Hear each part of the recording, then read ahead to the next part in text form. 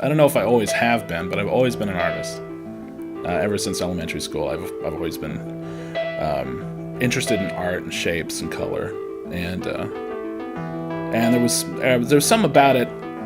Like I always wanted to have a career in art, but I was like, I don't have the raw ability to be a painter or a sketch artist. Initially the goal was comic books. I loved comic books. I loved the stories I was getting from them.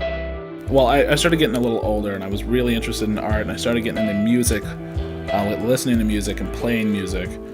I was like, well, these things are collaborative. They work together. Music and art, they work together.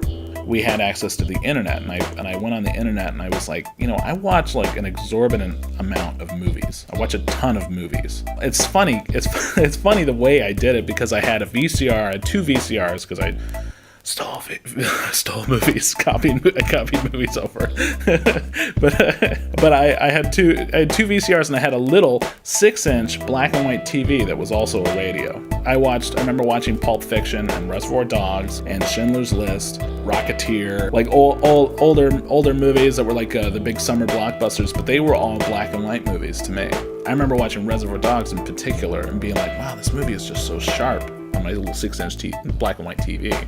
And I don't know what it was about that, but that had changed the way I looked at movies. Not Reservoir Dogs in particular, but watching it, like being a teenager and watching all my movies on a little black and white TV.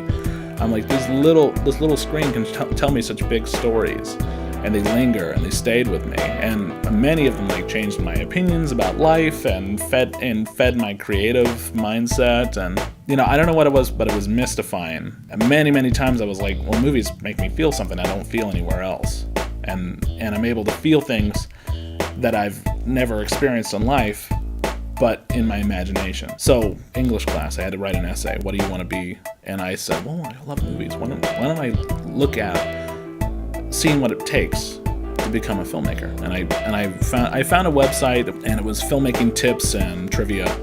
And I started going through, and I wrote 20 pages of notes out of it. I wrote like a really long essay, and I was like, well, that's what I want to be doing. That's all the things that I love put together. So making movies is easily the most fun thing that I can do in my life.